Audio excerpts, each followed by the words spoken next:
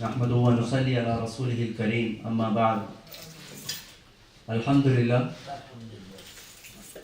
our good friend Babar Saab have taken this new house, and he's Alhamdulillah, he's trying to get a gathering here for barakah. May Allah subhanahu wa ta'ala give him barakah in this house and his good intentions. MashaAllah, he invited Mufti Azam America, Mufti Murin Ahmad Akhund Damat Barakatum Al-Aliyah, who's based in New York. Most of you know him, but I can briefly introduce that he's been here for past 16 years. He has Al Munir Foundation for welfare and educational services. And after serving in New York for all these years, now he's getting a place in Connecticut, which is that's a project based on 56 acres, and you know it by the name of Medina City. And one exciting thing that he's going to launch in that big place is National Islamic Academy. You have seen small Islamic schools, you have seen small places here and there, but you have not seen an Islamic university in this whole United States. This is the country of knowledge, this is the country of universities. So our Sheikh, Hazrat Shaykh al-Hadith Mufti Murin Ahmad Akhund Damat Barakatum Al-Aliyah, his vision is so great. He says that we'll have a good place and we'll have a good standing in this country with good education. So we definitely need Islamic university, which would have all kinds of subjects. And there is a brochure over there that you can take with you for the details. And also he has many achievements here. He has political achievements. He has given a global moon sighting fatwa to unite the whole ummah on the moon sighting of done in Makkah Mukarramah, which is the center of all the whole Muslims all over the world. That if the moon is sighted in Makkah, the whole Muslims all over the world should follow it. So his other achievements include getting the holiday approved by the state in New York schools. And another achievement he got is very interesting. You'll be surprised that up until now, in the New York religious corporate law, Islam was not included as a religion, because of which Muslim titles were not recognized. If you are a mufti, if you are a maulana, if you are a hafiz, if you are a qari, you would have to say, okay, what is your status? Well, I'm a Muslim priest, I'm a Muslim rabbi. We use those titles. But alhamdulillah, because of adding this Islam in the New York religious corporate law, we are able to recognize our own titles. It is because of his great work with the local senators. And now his another project is to get the halal food going in New York schools. So this is one of the biggest need. And overall, he has National Islamic Academy as a big project coming up. Inshallah, next year we'll be starting that. And that place would also have welfare services like women's shelter, like foster care for senior homes, which is an intrinsic need at this time in the United States. So we all pray for a success, and we all pray that Allah subhanahu wa ta'ala give us tawfiq to join hands with him in this big project, in launching these big projects in the United States. Now now we are here for the tafsir program. Alhamdulillah, his tafsir is well known. Tafsir Munir is his program that is on Raham TV every Sunday from 2 o'clock to 3 o'clock Eastern Standard Time, 2 p.m. to 3 p.m. Eastern Standard Time. So you have that chance to learn from him. And alhamdulillah, we are very fortunate to have him amongst us, so we can directly benefit from his knowledge and wisdom. Alhamdulillah. Alhamdulillah, nahmaduhu wa nasta'inuhu wa nastaghfiruh wa nu'minu bihi wa natawakkalu alayhi wa na'udhu billahi min shururi anfusina wa min sayyiati a'malina. من يهده الله فلا مضل له ومن يضلله فلا هادي له ونشهد أن لا إله إلا الله وحده لا شريك له ولا نظير له ولا مثل له ولا مثال له. ونشهد أن سيدنا وسندنا وشفيعنا وشفيع أمرنا وحبيبنا وحبيب ربنا ومولانا محمدا عبده ورسوله أرسله الله إلى كافة للناس بشيرا ونذيرا وداعيا إلى الله بإذنه وسراجا منيرا. أما بعد فأعوذ بالله من الشيطان الرجيم. بسم الله الرحمن الرحيم. الرحمن علم القرآن خلق الإنسان علمه البيان.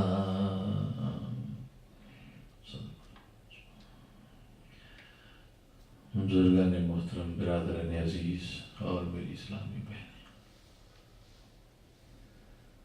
اللہ تبارک و تعالی نے آسمان و زمین کی اس کائنات کی دو نوعیت رکھی ہیں. ایک اس کی مادی نوعیت ہے اور اس کی روحانی نوعیت ہے.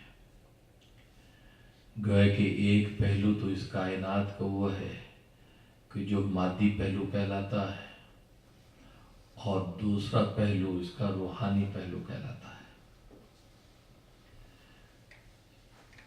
اس سے باہر کوئی تیسرا پہلو نہیں ہے.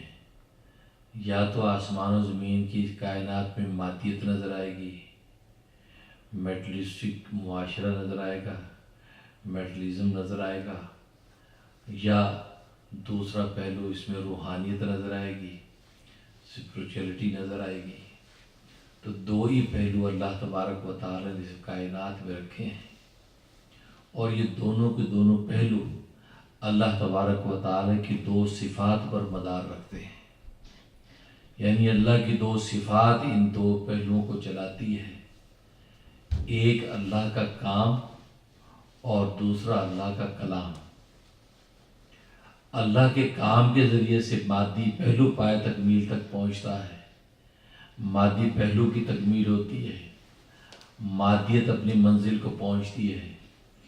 چنانچہ اللہ تبارک و تعالی نے اپنی اس کام والی جو صلاحیت تھی، قوت تخلیق جو تھی، اس کے ذریعے سے آسمانوں کو تخلیق کیا، زمینوں کو پیدا کیا، چاند سورج ستاروں کو پیدا کیا، دریاؤں کو رواں کیا، پہاڑوں کو کھڑا کیا، پانی کے اندر دوڑنے والے جراثیموں کو پیدا کیا، خود انسان کے اس چلتے پھرتے ڈھانچے کو پیدا کیا. تو گویا کہ اللہ تبارک و تعالی نے اپنے اس کام کے ذریعے سے اس کائنات کی مادیت کو تکمیل تک پہنچا دیا. دوسرا اللہ کا کلام. اللہ نے اپنے کلام کے ذریعے سے روحانیت کی منازل کو طے کروایا، ایمانیات کی منزلیں اور درجے طے کروائے اپنے کلام کے ذریعے سے. تو گویا کہ مادی اور روحانی دونوں پہلو اللہ تبارک و تعالیٰ کی دو صفات کہ اللہ کا کام اور اللہ کے کلام کے ذریعے سے چلتے ہیں. اور اللہ کا کلام حقیقت میں کون سا کلام ہے؟ اللہ کا کلام حقیقی معنی میں صرف اور صرف قرآن کریم ہے. اس لیے کہ پہلی اور جتنی آسمانی کتابیں ہیں ان کو مجازی معنی میں تو اللہ کا کلام کہتے ہیں، لیکن حقیقی معنی میں وہ اللہ کا کلام نہیں ہے. اس لیے کہ تورات کو اللہ تبارک و تعالیٰ نے صحیفوں میں لکھوا کر، تختیوں پر لکھوا کر حضرت موسیٰ علیہ السلام کے حوالے کر دیا. اپنی زبان سے کوئی کلام نہیں فرمایا. انجیل اللہ تبارک و تعالی نے صحیفوں پہ لکھوا کے حضرت عیسیٰ علیہ السلام کے حوالے کی، یا مضامین حضرت عیسیٰ علیہ السلام کے دل کے اندر اتارے، آپ نے اپنے کلام کے ذریعے سے اس مضمون کو بیان کیا. اسی طریقے سے جتنے اور صحائف ہیں اللہ تبارک و تعالی نے یا تو ان کا مضمون القاء کر دیا نبی کے دل میں، اور نبی نے اپنی زبان میں اس کو آگے بیان کر دیا. لیکن محض قرآن کریم وہ کتاب ہے کہ اللہ تبارک و تعالی نے باقاعدہ اس پر کلام فرمایا اپنی زبان مبارک سے، کہ اس کی شان کے مناسب جو زبان مبارک ہے اس زبان سے اللہ تبارک و تعالی نے جو کلام فرمایا اس کو قرآن کریم کہتے ہیں۔ اور ظاہر ہے کہ لکھی بھی کسی کی کتاب ہو تو ہم مجازی معنی میں اس کو بھی اس کا کلام کہتے ہیں کہ یہ فلاں کا کلام ہے، فلاں کا بیان ہے، حالانکہ لکھا ہوا ہے، خود زبان سے کچھ بولا نہیں ہے، لکھ کے آپ کو پیش کر دیا ہے، تو مجازی معنی میں آپ اس کو بھی اس کا کلام ہی کہتے ہیں۔ اس لیے باقی جتنی آسمانی کتابیں ان کو بھی اللہ کا کلام ہی کہا جاتا ہے، لیکن وہ مجازی معنی میں کہا جاتا ہے۔ حقیقی معنی میں اگر کوئی کلام ہے تو وہ صرف اور صرف قرآن کریم ہے، کیونکہ قرآن کریم کی تلاوت باقاعدہ اللہ تبارک و تعالی نے فرمائی کہ آج جس طرح ہم کہتے ہیں الحمدللہ رب العالمین، تو جس طریقے سے آج قاری تلاوت کر رہا ہے، یعنی اسی طریقے سے اللہ تبارک و تعالی نے اپنی شان کے مناسب اس پر کلام فرمایا۔ کوئی لکھ کر سرکار دو عالم صلی اللہ علیہ وسلم کو کتاب حوالے نہیں کی، بلکہ آپ نے باقاعدہ اس پر کلام فرمایا۔ اور حدیث میں آتا ہے کہ جب اللہ تبارک و تعالی نے قرآن کریم کی تلاوت کی تھی تو عالم ملکوتی اس عظمت اور شان کو سن کر بے ہوش ہو گیا، ملائکہ بے ہوش ہو گئے۔ اس لیے کہ رب ذوالجلال خود اپنے کلام کی تلاوت کریں اور پھر قرآن کریم کا دبدبہ، اس کا روب، آج تو اللہ تبارک و تعالی نے قرآن کریم کو نقوش کے اندر چھپا رکھا ہے۔ 2 گتوں کے اندر جو قرآن ہمیں نظر آتا ہے اس میں الفاظ لکھے ہوئے ہیں، الفاظ کے اندر کیا حقائق چھپے ہوئے ہیں، اللہ تبارک و تعالی نے دنیا میں تو اس پر پردہ ڈال رکھا ہے، لیکن کل روز قیامت میں اللہ تبارک و تعالی پردے اٹھا دیں گے۔ اور حدیث میں آتا ہے کہ سرکار دو عالم صلی اللہ علیہ وسلم سے اللہ تبارک و تعالی ارشاد فرمائیں گے، محمد جو قرآن کریم میں نے آپ پر نازل کیا تھا آپ نے اس امانت کا کیا کیا؟ آپ فرمائیں گے کہ میں نے امانت لوگوں تک پہنچا دی، میں نے تیرے کلام کو لوگوں تک پہنچا دیا، میں نے ان کو پڑھ کے سنا دیا، میں نے اس کی تلاوت اور تجوید و تحسین کر کے لوگوں کو دکھا دی۔ تو اللہ تبارک و تعالیٰ فرمائیں گے میرے حبیب تو نے انسانوں کو اور لوگوں کو تو یہ پڑھ کے سنایا، آج تو اپنے زبان سے ہمیں بھی پڑھ کے سنا۔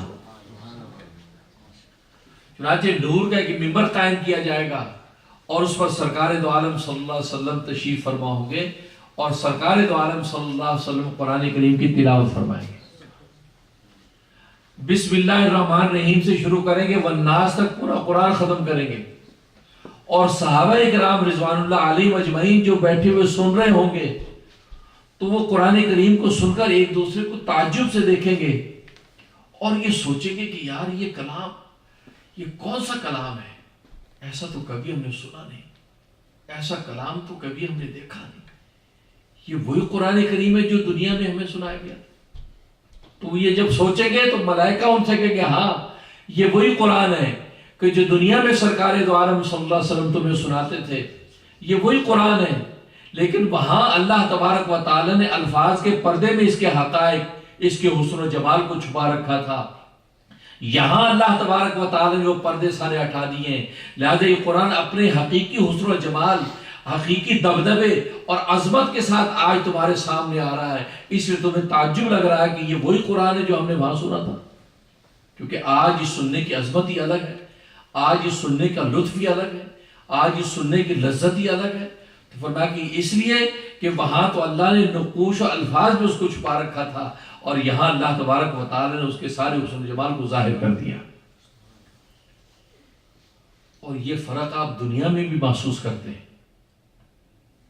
آپ نے سورۃ رحمان اپنے گھر میں سنی، اس کی کیفیت الگ، مسجد کے اندر مجمع میں جا کے سنی، اس کی کیفیت الگ، پھر مدینہ طیبہ میں جا کے سنی اور رسول اللہ صلی اللہ علیہ وسلم کے پہلو میں بیٹھ کے سنی، اس کی کیفیت الگ، کعبۃ اللہ کے اندر بیٹھ کر سورۃ الرحمن سنی تو کیفیت الگ۔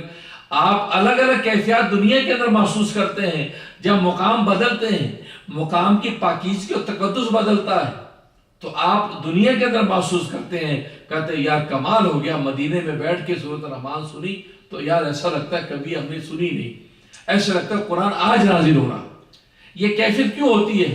اس لیے کہ مقام بدلتے ہیں تو اس کی کیفیات کی حقائق بدل جاتے ہیں. تو یہاں تو دنیا سے آخرت بدل گئی، تو آخرت کے اندر اللہ تبارک و تعالیٰ میدان حشر میں وہاں انبیاء کرام علیہ السلام کی صفیں بنی ہوئی ہیں، وہاں پر ملائکہ مقربین کے صفیں بنی ہوئی ہیں، خود رب ذوالجلال وہاں موجود ہیں، اور خود سرکار دو عالم صلی اللہ علیہ وسلم اپنی زبان مبارک سے اس پاکیزہ ماحول کے اندر جب قرآن سنائیں گے تو کیا صحابہ کو یہ سوال پیدا نہیں ہوگا کہ یار ایسا قرآن تو کبھی سنا نہیں؟ اس لیے یہ وہ قرآن دنیا میں اللہ نے الفاظ اور نقوش میں چھپا لیا، اور یہی وجہ ہے کہ آپ دنیا کی ہر کتاب پڑھتے پڑھتے بور ہو جاتے ہیں، لیکن قرآن پڑھتے کبھی بور نہیں ہوتے. دلچسپ سے دلچسپ رسالہ آپ کو دے دیا جائے، دلچسپ سے دلچسپ آپ کو کوئی سٹوری دے دی جائے، ڈائجسٹ دے دیا جائے، آپ بس اس کو ایک آدھ دفعہ پڑھیں گے، اس کے بعد کبھی نئے مہینے کا ایڈیشن لاؤ یار، یہ پرانا ایڈیشن، نیا ایڈیشن چاہیے. لیکن آپ قرآن کریم سالہ سال سے پڑھتے آ رہے ہیں. ایسے ایسے اولیاء کاملین گزرے جو ایک ایک دن میں پورا قرآن پڑھتے ہیں، ایک ایک رات میں ایک ایک رکعت میں پوری قرآن کو ختم کر جاتے ہیں. زندگیاں ان کی اسی طرح گزر گئیں، لیکن کبھی ان پر یہ کیفیت طاری نہیں ہوئی کہ یار بس قرآن پڑھتے پڑھتے یار بدتر کہہ رہے ہیں بس کافی. جبکہ اس کے معنی بھی پتہ نہیں ہے، اس کے مطالب بھی پتہ نہیں ہے، اس قرآن میں خدا کیا بولا یہ بھی پتہ نہیں ہے، ناظر و قرآن پڑھے چلے جا رہے ہیں، لیکن کبھی بوریت کا احساس نہیں ہوتا. کیوں؟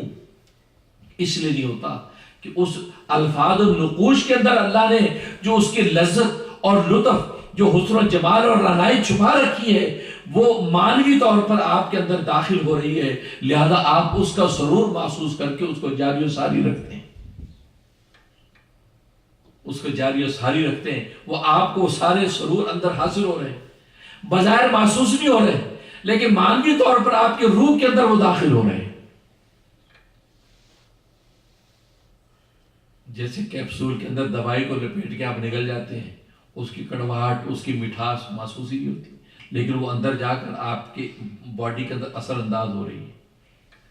بالکل اسی طریقے سے اللہ تبارک و تعالیٰ نے قرآن کریم کے الفاظ اور نقوش کے اندر جو حسن و جمال اور رعنائی، اپنے کلام کی لذت جو چھپا رکھی ہے، وہ جب آپ پڑھتے ہیں تو مانوی طور پر آپ کی روح کے اندر سرایت کرتی چلی جا رہی ہے، اور آپ کی روح کو تسکین مل رہی ہے، اور زندگی بھر آپ قرآن کریم کی تلاوت کو چھوڑتے نہیں.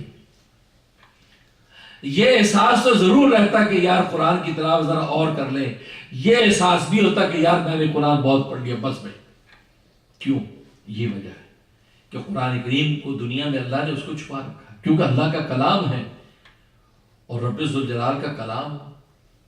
آج ایک شخص کی زبان میں آپ مٹھاس محسوس کرتے ہیں، اس کے کلام کے اندر ایک لذت محسوس کرتے ہیں، اس کی آواز کو آپ سریلا کہتے ہیں، یار کیا سریلی آواز ہے، جس نے ساری کائنات کو سریلی آوازیں عطا کی، جس نے دنیا کے بیانوں کے اندر لذتیں عطا کی، جس نے لوگوں کی زبان میں مٹھاسیں پیدا کی، اس کی اپنی مٹھاس اور لذت کا کیا عالم ہوگا.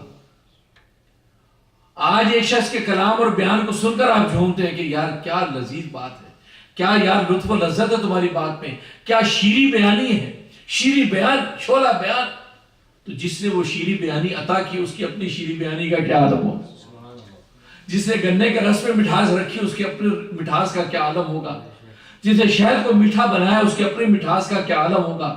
جس نے یوسف کو حسن بخشا، اس کے اپنے حسن کا کیا عالم ہوگا. جس نے زلیخا کو جمال عطا کیا، اس کے اپنے جمال کا کیا عالم ہوگا. جس نے آسمانوں کو بلندی عطا کی، اس کی بلندی اپنی بلندی کا کیا عالم ہوگا. جس نے زمینوں کو وسعتیں دی، اس کے اپنی وسعت کا کیا عالم ہوگا. تبھی تو مومن یا واسعو کہہ کے ورد کرتا ہے، اے اللہ تجھ سے بڑا وسیع کوئی نہیں. جس نے زمین جیسی وسعت عطا کی، اس کی اپنی وسعت کا کیا عالم. تو اس لیے قرآن کریم کے اندر اللہ نے ایسے حقائق رکھے، لیکن دنیا نے اس کو پردوں میں چھپا رکھا، پردوں میں چھپا رکھا. اور اللہ نے اپنے کلام کو مقصد تخلیق بنا دیا انسان کا، کیونکہ دنیا میں آنے کے بعد انسان کی فطرت 3 سوال کرتی. وہ یہ سوال کرتی کہ انسان دنیا میں کہاں سے آیا ہے، اس کا مبدا کیا ہے، کہاں سے آیا ہے، اس کا منتہا کیا ہے، اس انسان نے جانا کہاں ہے، اور تیسرا کہ اس آنے اور جانے کے درمیان کا راستہ کیسے طے کرنا ہے. 3 سوال فطرت کے اندر پیدا ہوتے ہیں، مبدا، منتہا اور درمیان کا راستہ. جس کو کہیں کہ مبدا، معاد اور میعاد. مبدا کہ انسان آیا کہاں سے، میعاد کہ انسان نے اس میں چلنا کیسے، معاد کہ اب انسان نے پہنچنا کہاں ہے. یہ تین سوال پیدا ہوتے ہیں، اور ان تینوں سوالوں کا جواب اللہ تبارک و تعالی نے اپنے کلام کے ذریعے سے انسانوں کو عطا کیا، کیونکہ ان سوالوں کا جواب عقل اور شعور سے انسان نہیں تلاش کر سکتا. اس لیے عقل و شعور تو خود اندھی ہے، خود نابینا ہے. یہ عقل ہماری اندھی ہے، نیری عقل ہماری اندھی ہے. جب تک اللہ تبارک و تعالیٰ کے کلام اور وحی کا نور اس کے اوپر سایہ اگر نہ ہو تو اس عقل کی مثال ایسے ہے کہ جیسے ایک نابینا ہے. دیکھو انسان کو اللہ نے دو روشنی عطا کی ہے، ایک اس کے جسم کے اندر آنکھ کی روشنی اور ایک خارج کے اندر سورج کی روشنی. تو ایک داخلی روشنی، ایک خارجی روشنی. جب یہ دونوں روشنیاں مکمل ہوتی ہیں تو انسان منزل پہ پہنچتا ہے. انسان کی آنکھ کی روشنی بھی سالم اور خارجی روشنی، بلب کی روشنی ہو، سورج کی روشنی ہو، خارجی روشنی یہ بھی سالم ہے. اب انسان اپنے راستے کو دیکھ کر منزل پہ پہنچے گا. اگر انسان کے پاس آنکھ کی روشنی نہیں، خارج کی روشنی ہے، منزل پہ نہیں پہنچ سکتا کیونکہ نابینا ہے. بائک روشنی اس کو کوئی نافع نہیں دے، یا اس کے بعد آنکھ کی روشنی تو ہے لیکن خارج کی روشنی نہیں، اندھیرا گٹا ٹوپ اندھیرا ہے. انسان منزل پہ نہیں پہنچ سکتا، گڈھوں میں گرتا پھرے گا. تو اس وقت منزل پہ پہنچے گا کہ جب اس کے بعد دونوں روشنی ہوگی، اس کی آنکھ کی روشنی بھی سالم ہوگی اور خارجی سورج کی روشنی بھی سالم ہوگی. اب یہ منزل پہ پہنچے گا. بالکل اسی طریقے سے اس کی نیری عقل کی مثال ایسے کہ جیسے کہ نابینا ہے، یہ اندھی ہے. یہ نیری عقل تو بہن اور بیوی میں بھی فرق نہیں کر سکتی. نیری عقل کو پوچھو کہ بہن اور بیوی میں کیا فرق ہے، کہ کوئی فرق نہیں. نیری عقل کو پوچھو کہ خنزیر میں اور بکرے میں کیا فرق ہے، کہ کوئی فرق نہیں، دونوں اینیمل. تو نیری عقل اندھی ہے، اس کے پاس کس سوال کا جواب نہیں. ہاں جب خارجی روشنی یعنی وحی کی روشنی ہوگی تو عقل کی روشنی اور وحی کی روشنی یہ دونوں کامل ہوگی. اب یہ آدمی اس منزل کو طے کر سکے گا کیونکہ عقل کی روشنی اس کی سالم ہے، اوپر وحی کی روشنی ہے. اب یہ منزل پہ پہنچے گا. اب یہ میعاد کا جو راستہ ہے اب یہ طے کرے گا.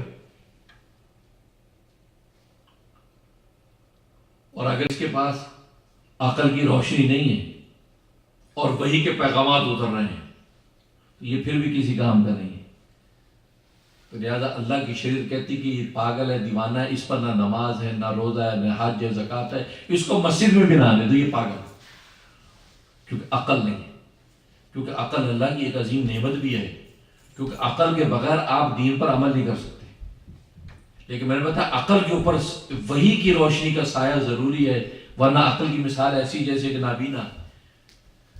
لیکن اگر کسی کے پاس عقل نہیں ہے، پاگل اور دیوانہ ہے، تو اللہ کے وحی کی روشنی اس کے اوپر اگر پڑتی بھی رہے تو اس کو کوئی نفع نہیں ہے. لہذا اللہ تبارک و تعالیٰ کی شریعت کہہ دیتی کہ بھائی اس کو کہو کہ نماز چھوڑ، اس کی نماز نہیں. یہ اگر ننگا بھی پھرتا ہے تو یہ مرفوع القلم ہے، اس کا کوئی گناہ نہیں. تو دین کی دولت پر عمل کرنے کی سعادت اس وقت ملتی ہے جب انسان کی عقل بھی سالم. تو عقل کوئی بیکار چیز نہیں ہے، کام کی چیز ہے. لیکن اس وقت کام کی چیز ہے جب وحی کی روشنی بھی اس کے اوپر ہو. اب یہ دونوں روشنیاں، انٹرنل روشنی اور ایکسٹرنل روشنی، یہ دونوں روشنی اس کی کامل ہوتی ہے تو منزل پر پہنچے گا. تو قرآن کریم نے اس حقیقت کو واضح کر دیا کہ تیرا مبدا کیا ہے، تو آیا کہاں سے ہے، تیرا معاد کیا ہے، تو نے پہنچنا کہاں ہے، اور درمیان کی میعاد کیا ہے، تو نے درمیان میں چلنا کیسے ہے. بس یہی وہ فطرت کے سوال ہیں کہ جو قرآن کریم کے ذریعے سے اللہ تبارک و تعالیٰ انسانوں کو عطا کرتے ہیں. اور انہی سوالوں کے جواب کے لیے اللہ تبارک و تعالیٰ نے کم و بیش 1,34,000 نبیوں کو بھیجا کہ لوگوں کو ان سوالوں کا جواب بتا دو کہ یہ آئے کہاں سے ہیں، ان کو بتا دو تمہیں جانا کہاں ہے، ان کو بتا دو کہ تمہیں کرنا کیا ہے. اس لیے کہ اللہ تبارک و تعالیٰ کوئی چیز بیکار پیدا نہیں کرتا. اللہ تو زمین پہ چلنے والی چیونٹی کو بیکار پیدا نہیں کرتا، ہواؤں میں اڑنے والی مکھیوں کو بیکار اس نے تو پیدا نہیں کیا. اس نے دنیا میں کوئی چیز بیکار پیدا نہیں کی. ربنا ما خلقت ھذا باطلا، اے ہمارے رب تو نے اس کائنات کو بیکار پیدا نہیں کیا، کوئی مقصد ہے. جس نے رینگنے والی چیونٹی کو بیکار پیدا نہ کیا ہو، جس نے اڑنے والی مکھیوں کا بیکار پیدا نہ کیا ہو، جس نے معمولی جانوروں کو بیکار پیدا نہ کیا ہو، اس نے انسان کو بیکار پیدا کیا ہو؟ یہ ہو نہیں سکتا. ضرور کسی مقصد کے تحت انسان کو پیدا کیا. لکھا ہے، روایات میں آتا ہے کہ حضرت موسیٰ علیہ السلام کوہ طور پر اللہ تبارک و تعالیٰ سے ہم کلام ہونے کے لیے گئے. تو اللہ سے ہم کلام ہو رہے تھے، گفتگو کر رہے تھے، تو سامنے درخت کے اوپر ایک چھپکلی چڑھی جا رہی تھی. چھپکلی چڑھ رہی. اور ایک روایت میں آتا ہے کہ وہ چھپکلی اوپر تھی، اس چھپکلی نے پیشاب کیا، چھینٹے حضرت موسیٰ کے کپڑوں پہ گرے. حضرت موسیٰ کو ذرا کراہت محسوس، چھپکلی کو دیکھا تو فوراً اللہ سے کہا، اے رب ذوالجلال، یہ تو نے چھپکلی کیوں پیدا کی ہے؟ اس کے پیدا کرنے کا کیا مقصد ہے؟ حالانکہ ہر چیز تو کسی مقصد کے تحت پیدا کرتا ہے، یہ تو نے کیوں پیدا کی؟ ظاہر تھوڑا سا جلال آ گیا ہوگا، چھینٹے جو پڑے گئے، یہ کیوں پیدا کر؟ اللہ اکبر. اللہ تبارک و تعالیٰ فرمایا، اے موسیٰ، یہ چھپکلی 30 سال سے مجھ سے یہ سوال کر رہی ہے، اے رب ذوالجلال، تو نے موسیٰ کو کیوں پیدا کیا؟ موسیٰ کا کیا کام ہے؟ اس کو کیوں پیدا کیا؟ کیوں؟ اس لیے کہ چھپکلی کو موسیٰ کو کوئی فائدہ نہیں. جیسے موسیٰ کو چھپکلی کا کوئی فائدہ نہیں ہے، چھپکلی اللہ سے پوچھے، اللہ تو نے موسیٰ کو کیوں پیدا کیا ہے؟ کیونکہ مجھے تو موسیٰ کو کوئی فائدہ نہیں. تو معلوم ہوا کہ ایک دوسرے کو فائدہ ہونا نہ ہونا یہ بنیاد نہیں ہے تخلیق کی. تخلیق کی بنیاد خالق کی حکمت ہے. وہ جانتا ہے کہ کائنات میں مجھے کس چیز کا پرزہ بنانا، مجھے کس کو کہاں پیدا کرنا. بھلے حضرت موسیٰ کا اور چھپکلی کا آپس میں کوئی مفاد کا رشتہ نہ ہو، لیکن اس کائنات کے مفاد کا رشتہ اس چھپکلی کے ساتھ بھی ہے اور خود موسیٰ کے وجود کے ساتھ بھی ہے. تو بیکار کوئی چیز پیدا نہیں کی، ہر چیز کا مقصد. تو اللہ کا کلام قرآن کریم یہ مقصد بتاتا ہے کہ انسانوں تمہیں کیوں پیدا کیا. اور قرآن کریم میں اللہ تبارک و تعالیٰ سورۃ الرحمن کی شروع کی آیات میں اس حقیقت کو واضح کر دیا. الرحمن علم القرآن. رحمان نے انسان کو قرآن کریم سکھایا، قرآن کریم کی تعلیم دی. خلق الانسان، انسان کو پیدا کیا. علم البیان، انسان کو قرآن بیان کرنا سکھایا. اب یہاں سوال پیدا ہوتا ہے کہ اللہ تبارک و تعالیٰ فرمایا کہ رحمان نے انسان کو قرآن سکھایا، اس کے بعد کا انسان کو پیدا کیا. تو بتاؤ، آپ پہلے پیدا ہوتے ہیں یا پہلے قرآن سیکھتے ہیں؟ انسان پہلے پیدا ہوتا ہے، پیدا ہونے کے بعد قرآن سیکھتا ہے. لیکن یہاں اللہ فرماتے ہیں کہ انسان کو قرآن کی تعلیم دی، اس کے بعد فرما رہے انسان کو پیدا کیا. تو یہ اسلوب بدل دیا. کیوں؟ حالانکہ یہ کہنا چاہیے تھا الرحمن خلق الانسان، پھر کہتے علم القرآن، کہ میں نے الرحمن نے انسان کو پیدا کیا، پھر قرآن کی اس کو تعلیم دی، پھر قرآن کو آگے بیان کرنا سکھایا. تو یہ عقلی ترتیب تو یہ بنتی ہے، فطری ترتیب تو یہ بنتی ہے. لیکن اللہ تبارک و تعالیٰ نے یہاں ترتیب کو بدل دیا. الرحمن، اور اس صورت کو الرحمن کے لفظ سے شروع کیا. رحمان کسے کہتے ہیں؟ رحمانیت کسے کہتے ہیں؟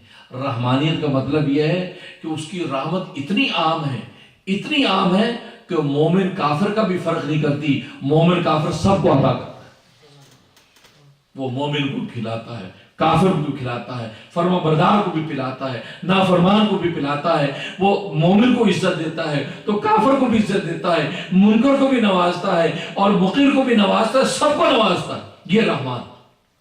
اس لیے اللہ کی رحمانیت کا سایہ نہ ہو تو کائنات چل ہی نہیں سکتی. خود اللہ کے وجود کا انکار کرنے والے ان کو بھی اللہ نواز رہا ہے. آج کالجوں اسکولوں میں نوجوانوں ایتھیزم پیدا ہو رہے ہیں. ایتھیسٹ وہاں کام کر رہے ہیں. ایتھیزم بھی اللہ وی ڈونٹ بلیو گاڈ، یہ اللہ کوئی نہیں، کچھ نہیں. اللہ ہوتا تو یہ کیوں ہو گیا، اللہ ہوتا تو یہ کیوں ہو گیا. تو وہ اللہ کے وجود کا انکار کر رہے ہیں. تو کیا خیال وہ بھوکے مر رہے ہیں، پیاسے مر رہے ہیں؟ یہ رشیا کی پوری اسٹیٹ کمیونسٹ اسٹیٹ، چین کی پوری اسٹیٹ کمیونسٹ اسٹیٹ. کہنے والے کہتے ہیں کہ آنے والے وقت میں چین جو ہے سپر پاور بن جائے گا. تو اس کی حالت تو یہ ہے کہ چائنا کو بھی نواز رہا ہے جو کہ کمیونزم پہ چل رہا ہے. کمیونسٹ جو خدا کے وجود کو نہیں مانتے، اللہ ان کو نواز رہا ہے. یہ وہ رحمانیت کا سایہ ہے کہ جو مومن کافر سب کو دے رہا ہے۔ رحمانیت کی مثال بالکل ایسے جیسے بارش برستی ہے، بارش گلستان پر بھی برستی ہے، بارش روڑی کوڑا کرکٹ بھی برستی ہے، اور فرق یہ ہے کہ جب چمنستان پہ برستی ہے تو وہاں پھولوں کی رانائی بڑھ جاتی ہے، وہ سبزے کی خوبصورتی بڑھ جاتی ہے، وہ مہک اس گلستان کی اور بڑھ جاتی ہے۔ لیکن جب وہ کوڑا کرکٹ اور روڑی اور گندگی کی غلاظت پر برستی ہے تو وہاں اس کا تعفن و بدبو اور زیادہ ہو جاتا ہے۔ مومن کو اللہ نوازتا ہے تو آمنا باللہ و ملائکتہ کہہ کے اور اللہ تبارک و تعالیٰ کی ایمان کے نور کو منور کر دیتا ہے۔ جب کافر و منکر پر برستی ہے خدا کی رحمانیت تو وہ اللہ کے کفر کے اندر اور زیادہ متاثر و بدبودار ہو جاتا ہے۔ لیکن اللہ دے سب کو رہا ہے، نواز سب کو رہا ہے، اس لیے رحمان کا مطلب یہ مومن کافر دونوں کو دیتا ہے، اور رحیم کا مطلب جو صرف مومن کو دیتا ہے، کافر کو نہیں دیتا۔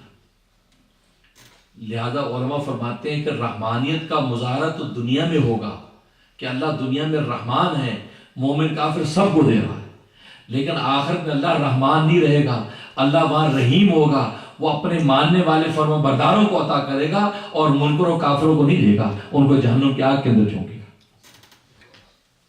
اس لیے رحیمیت یہ مومن کے ساتھ خاص ہے اور رحمانیت مومن کافر دونوں کو ملتی ہے۔ اور رحمان میں جس رحمت کا اشارہ ہے وہ رحمت ہے کہ جو اللہ تبارک و تعالیٰ کے علاوہ کسی اور کے پاس ہے ہی نہیں۔ اس لیے آپ نے علماء سے مسئلہ سنا ہوگا کہ اگر کسی کا نام عبد الرحمان ہو تو اس کو آپ رحمان بھائی نہیں بول سکتے کہ جی رحمان انکل کیا حال ہے آپ کے، رحمان بھائی مامو رحمان آئے ہیں، یہ شرک ہے۔ کیونکہ رحمان اللہ تبارک و تعالیٰ کے اسماء میں سے وہ اسم ہے کہ جو خاص ہے اللہ تبارک و تعالیٰ کے ساتھ، کیونکہ رحمان والی جو رحمانیت ہے صرف اللہ کے ساتھ مختص ہے، کسی دوسرے پر اطلاق کرو گے تو یہ کوئی شرک بن جائے گا۔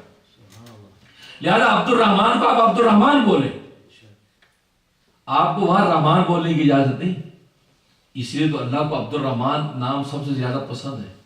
اس لیے حدیث میں آتا ہے کہ دو نام اللہ تبارک و تعالیٰ کو سب سے زیادہ محبوب ہیں، ایک عبداللہ، کیونکہ اس سے عبداللہ کے اندر عبدیت ہے، اللہ کی عبدیت، اللہ کا عابد بندہ ہے، دوسرا عبد الرحمان یعنی رحمان کا بندہ ہے، تو جو کہ رحمانیت کی صفت کی طرف اشارہ، تو یہ دو نام اللہ تبارک و تعالیٰ کے نزدیک سب سے زیادہ محبوب، اور دو نام اللہ تبارک و تعالیٰ کے نزدیک سب سے زیادہ سچے، ایک کاسب اور ایک حارث۔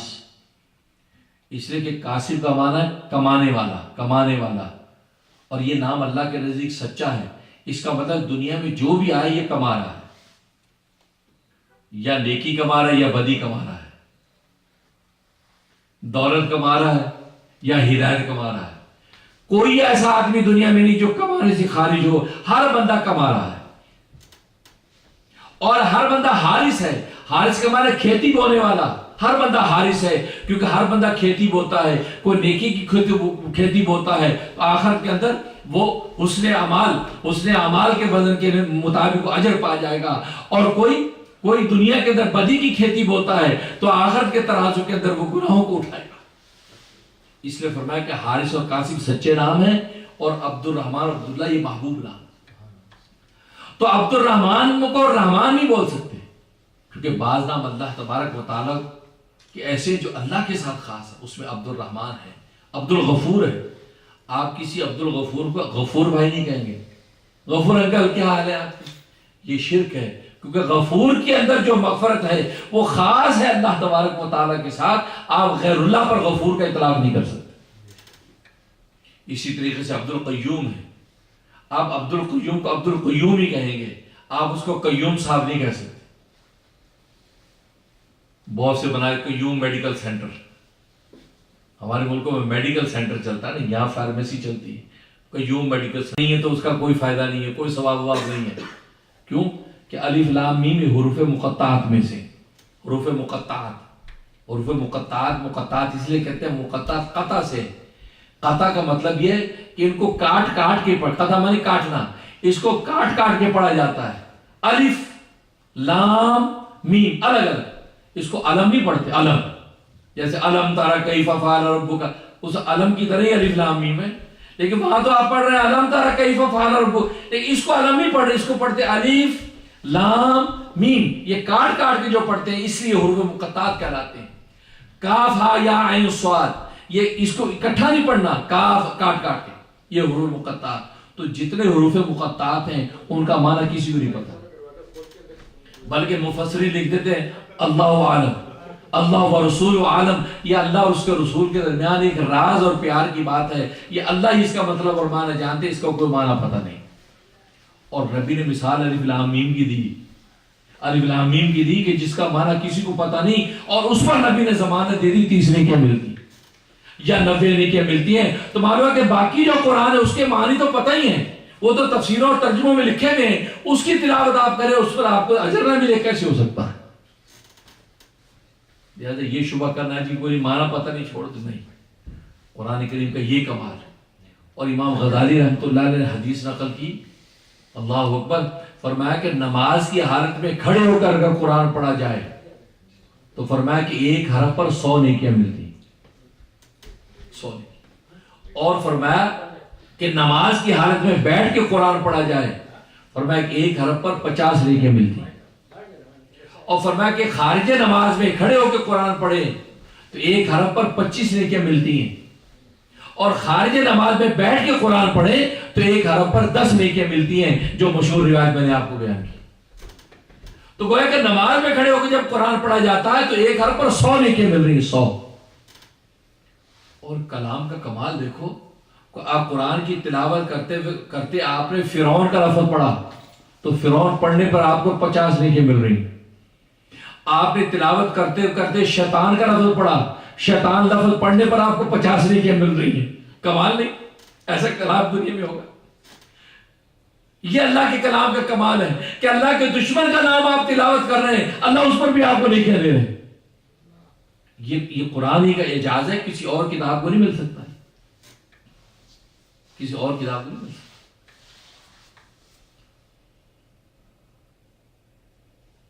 ایک شخص جو قرآن کریم کی کتابت کیا کرتا، کتابوں کی کتابت کرتا تھا، لیکن اس کی بیماری یہ تھی کہ ہمیشہ کتابت میں کوئی اونچ نیچ کر دیتا تھا، کوئی اپنی طرف سے کوئی اضافہ کر دیا، اپنی طرف سے کوئی کاٹ دیا، یہ اس کی بیماری تھی.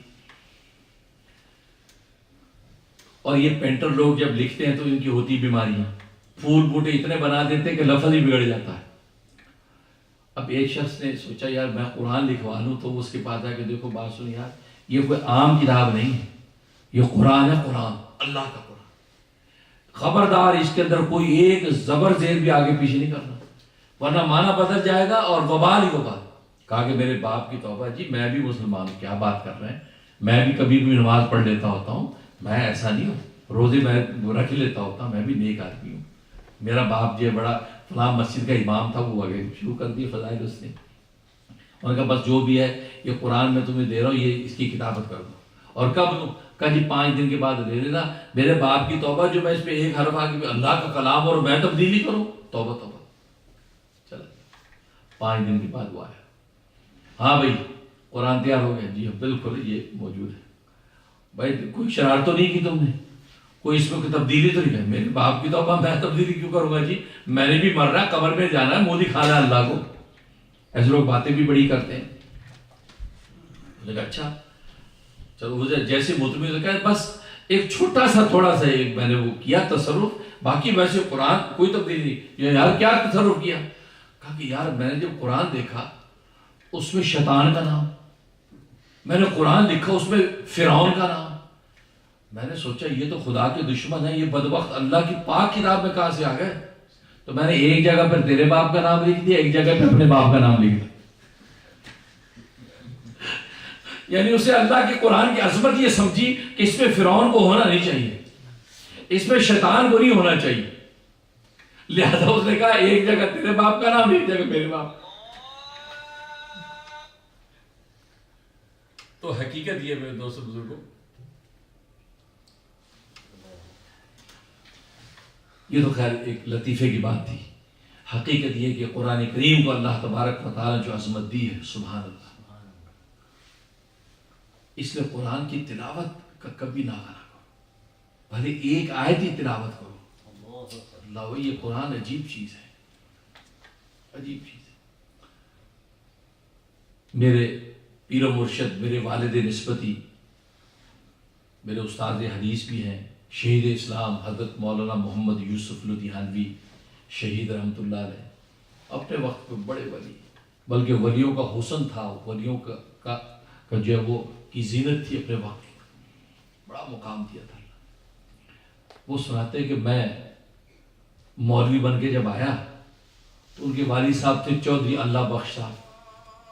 چودھری اللہ بخش صاحب وہ نمبردار تھے اپنے گاؤں کے، ملتان کے قریب میلسی ایک جگہ، وہاں 35 چک کے نام سے وہ گاؤں ہے۔ تو وہاں مسجد تھی، تو آپ کو پتا ہے کہ ہمارے ملکوں میں فجر کے بعد درس قرآن ہوتا ہے مسجدوں میں۔ تو میں نیا نیا مولوی بن کے آیا تو چودھری اللہ بخش صاحب بڑی شان بان کے آدمی تھے، اور چودھری اللہ بخش صاحب کی حالت یہ تھی کہ روزانہ 15 پارے تلاوت کرتے تھے، 15 پارے، اتنا قرآن کے ساتھ تعلق اور ایسا صلاح و تقویٰ، کیا بات ہے۔ ایک ذمہ دار ہے اپنے گاؤں کا، نمبردار ہے، نیکی تقوی کا عالم یہ ہے۔ اور آج تو تھوڑا سا عہدہ مل جائے ہمیں، ہم پرواز کرنے لگتے ہیں، پھر نہیں دیکھتے دائیں بائیں کیا ہو رہا ہے، پھر تو پاں وہ فائرن بڑھتا جائے، راستے بنتے جائیں، اور جب ٹیکی کے ساتھ زندگی گزرتی ہے۔ تبھی ملک کا بیڑا غرق ہو رہا ہے، پاکستان کا بیڑا غرق تب بھی ہو رہا ہے، بس یہ وڈیرا شاہی نے تباہ کر دیا ملک۔ ادھر سلیمان علیہ السلام کی شان دیکھو، اللہ اکبر، سلیمان جیسی بادشاہ کائنات انسانی میں اس کا تصور نہ پہلے نہ بعد قیامت تک مل ہی نہیں سکتی، ایسی کائنات، ایسی اللہ نے بادشاہی دی۔ تخت اڑا ایک مرتبہ، جیسی تخت اڑا تو آپ اس پہ یوں سر جھکا کے یوں بیٹھ گئے، حالانکہ شاہی تختوں پہ تو بادشاہ یوں بیٹھتے ہیں، انہوں نے سر جھکا دیا، اور ان کا تخت وہ ایسے نہیں تھا جو ہمارا تخت اڑا جا رہا ہے۔ اللہ اکبر، اتنا بڑا تخت تھا، اتنا بڑا تخت تھا کہ آپ کی کرسی کے پیچھے 1000 ان کی فوج کے جرنیل کھڑے ہوتے تھے، اور ہر جرنیل کے نیچے 1000 کی فوج ہوتی تھی، یہ تخت پہ کھڑے ہیں،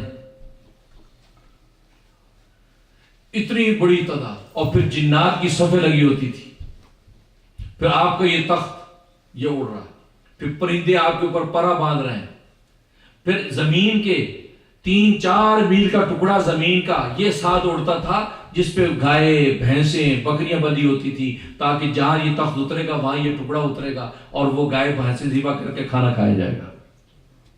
یہ شان بان تھی۔ اب یہ تخت اڑا ہے اور آپ یوں جھک گئے، تو ملائکہ نے یہ نظارہ دیکھا تو فوراً کہا رب ذوالجلال، یہ تیرا بندہ سلیمان کیسی بادشاہی دی ہے، اور بادشاہوں کا تو دستور یہ ہے کہ وہ تو شاہی تختوں پہ یوں گردن اٹھا کے یوں بیٹھتے ہیں، اور یہ تیرا بندہ تو جھک کے بیٹھا۔ اللہ نے کیا کہا؟ اللہ نے کہا میرے فرشتوں، یہ جھکنا اللہ کو بڑا پسند ہے۔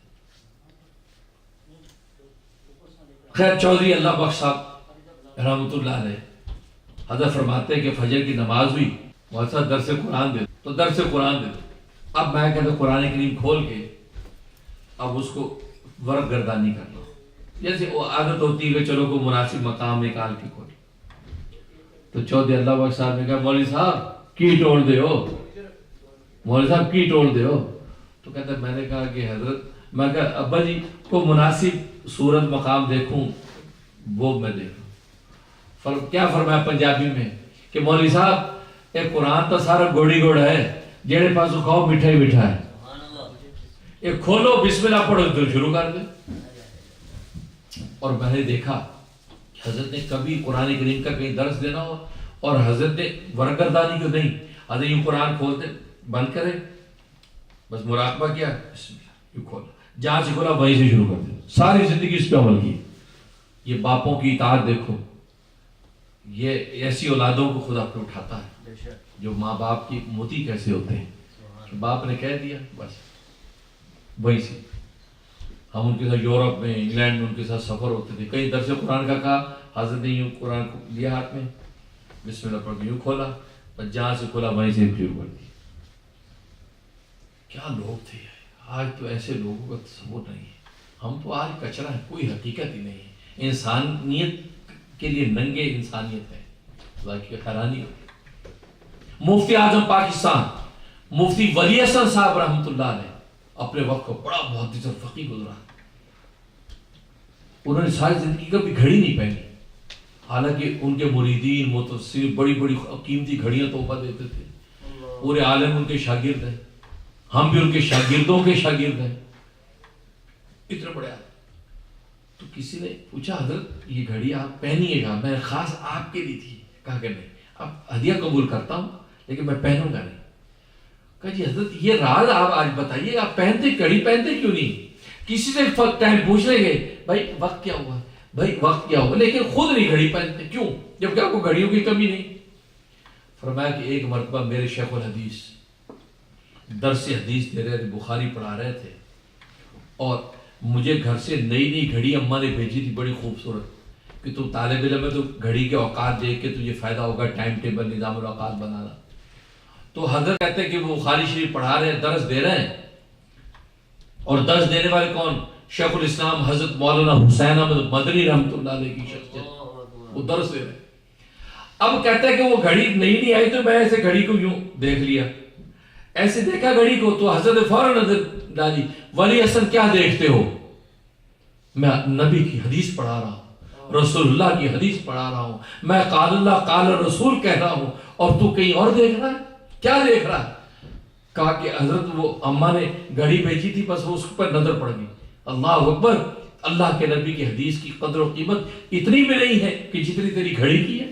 گھڑی کو دیکھتا ہے، رسول اللہ کی حدیث کو نہیں دیکھتا. کہتا وہ دن اور آج کا دن میں نے اپنے اوپر گھڑی پہننے کو حرام کر لی. یہ آسان باتیں نہیں ہیں، آسان بات. ہم بھی جذبے میں بعض دفعہ قسم کھا لیں گے، یہ ہوتا نہیں. ساری زندگی حضرت نے گھڑی نہیں پہنی. کیا لوگ ہیں اللہ. تو فرمایا سارا گھوڑی گھوڑا جیڑے پاس دیکھا میٹھا ہی میٹھا ہے. حقیقت یہ قرآن سارا شہد ہی شہد ہے، اس کا ایک قطرہ بھی میٹھا ہے، ایک چمچ بھی میٹھا ہے. آپ ایک آیت روز تلاوت کر لیں، الف لام میم ذالک الکتاب لا ریب فیہ، بس یہ بند کر کے چلے کام. ایک زیادہ نہیں ہے ٹائم آپ کے پاس، اتنا پڑھ لیں. لیکن قرآن کریم اپنے جو ثمرات و منافع آپ کو دیں گے، آپ دیکھتے رہیں، آپ دیکھ. کیونکہ قرآن کریم جہاں پر پڑھا جائے اور قرآن جس زبان سے جاری ہو، وہاں رزق کی تنگی آ جائے، وہاں اللہ تبارک و تعالیٰ کی عنایت نہ اترے، پاسبل نہیں.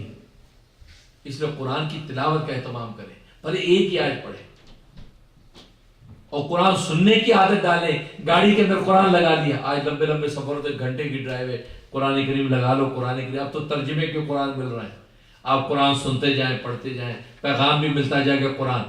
اور آپ کو پتا ہے کہ بسا اوقات قرآن سننے کا ثواب پڑھنے سے زیادہ ملتا ہے. کیوں؟ اس لیے کہ انسان جب پڑھ رہا ہوتا ہے نا تو اس میں پڑھنے کی فکر ہوتی ہے، الفاظ کی درستی پر فکر ہوتی ہے. وہ خشوع و خضوع وہ نہیں ہوتا جو قرآن سے لذت لینے کا ہو، اور سننے میں آپ وہ خوش خضوع حاصل کر سکتے ہیں جو قرآن کی لذت کا آپ عطا کرے. تو لہذا آپ پوری توجہ کے ساتھ سنتے ہیں، تو جتنے زیادہ خوش و خضوع کے ساتھ سنے گا اجر بڑھ جاتا ہے. تو دیکھو سننے کا ثواب پڑھنے سے بڑھ گیا. تو بس اس کی عادت آپ ڈال لیں گے تو پھر دیکھیے اللہ تبارک و تعالیٰ کیسے عظمت عطا فرماتے ہیں. اور امتیں بھی اسی طریقے سے تاریخ اسلام اٹھا کے دیکھے عظمت قرآن کے ذریعے سے حاصل کرتی رہی. صحیح مسلم کی حدیث ہے کہ قرآن کریم کی وہ شان ہے کہ قرآن کریم یہ کے ذریعے سے اللہ تبارک و تعالیٰ قوموں کو پست کرتے ہیں، اور قرآن کریم کے ذریعے سے اللہ تبارک و تعالیٰ قوموں کو بلند کرتے ہیں. ان اللہ یرفع بہذا الکتاب اقواما ویضع بآخرین، کہ اللہ اس قرآن کے ذریعے سے قوموں کو بلند کر دیتے ہیں. یعنی جو قومیں قرآن پر عمل کرتی ہیں وہ بلند ہو جاتی ہیں، اور جو قومیں قرآن کو بھلا دیتی ہیں وہ پست کر دی جاتی ہیں. آج اگر ہم دیکھیں تو من حیث الامہ مجموعی طور پر آج ہم نے قرآن کو چھوڑ رکھا ہے. انفرادی لوگ تو ہیں پڑھنے والے، لیکن اجتماعی طور پر قرآن کریم کے ساتھ وہ تعلق و شغف نہیں رہا.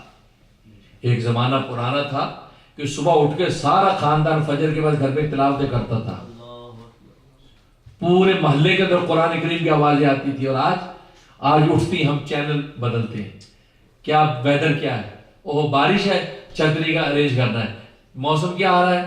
ٹی وی کی گنگناہٹ آ رہی ہے، اور مارننگ شو بیٹھے بیٹھے دیکھ رہے ہیں صبح صبح جہاں قرآن کریم کی تلاوت. تبھی آج قومیں گر رہی ہیں. اس لیے آج امت مسلمہ کی جو عظمت و شان تاریخ میں تھی آج وہ ہمیں نظر نہیں آتی. اس کی وجہ یہی کہ ان اللہ یرفع بہذا الکتاب اقواما ویضع بآخرین، اس قرآن کی وجہ سے ہی ہم پست ہوتے جا رہے ہیں۔ اللہ سے دعا ہے کہ اللہ تبارک و تعالیٰ قرآن کے ساتھ سچا تعلق و شغف عطا فرمائے، اور قرآن کی تلاوت کی عادت ہمیں پیدا ہو جائے کہ روزانہ تھوڑا بہت ضرور تلاوت کریں، اور پھر دیکھو اس کے انوار کیسے ملتے ہیں۔ وآخر دعوانا الحمدللہ رب العالمین۔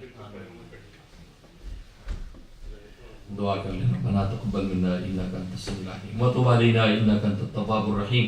یا اللہ ہمارے گناہوں کو معاف فرما، یا اللہ ہماری خطاؤں سے درگزر فرما، یا اللہ ہم تمام حاضرین مجلس کو تو اپنی سچی محبت عطا فرما، یا اللہ ہمیں تو اپنا مقبول اور محبوب بندہ بنا، یا اللہ اپنے کرم سے جو کہا سنا گیا اس کو قبول و منظور فرما، اس میں کوئی جو کمی کوتاہی ہوگی اس کو معاف فرما، یا اللہ سرکار دو عالم صلی اللہ علیہ وسلم کی سنت کی اتباع عطا فرما، یا اللہ ان کے ساتھ سچا عشق اور محبت عطا فرما، یا اللہ تو اپنا قرب خاص ہمیں عطا فرما، یا اللہ قرب خاص عطا فرما۔ یا اللہ آج کی مجلس ہمارے دوست بابر صاحب کے گھر میں منعقد ہوئی ہے، یا اللہ بابر صاحب کے گھر میں جو مجلس ہوئی اس کو قبول و منظور فرما، یا اللہ بابر صاحب کو اس کی پوری برکت عطا فرما، یا اللہ بابر صاحب، یا اللہ ان کے اہل خانہ پر خصوصی رحمت برکت نازل فرما، اس گھر پر اپنی خاص نظر عنایت نازل فرما، ہر طرح کی ظاہری باطنی مسائل پریشانیوں سے محفوظ فرما۔ یا اللہ جو حاضرین موجود ہیں، یا اللہ یا جو ناظرین دور ہمیں دیکھ رہے ہیں، یا اللہ ان کی جو بھی جائز دلی حاجتوں کو پورا فرما، یا اللہ جائز دلی حاجتیں پوری فرما۔ اللہم انا نسألک العفو والعافیۃ فی الدنیا والآخرہ۔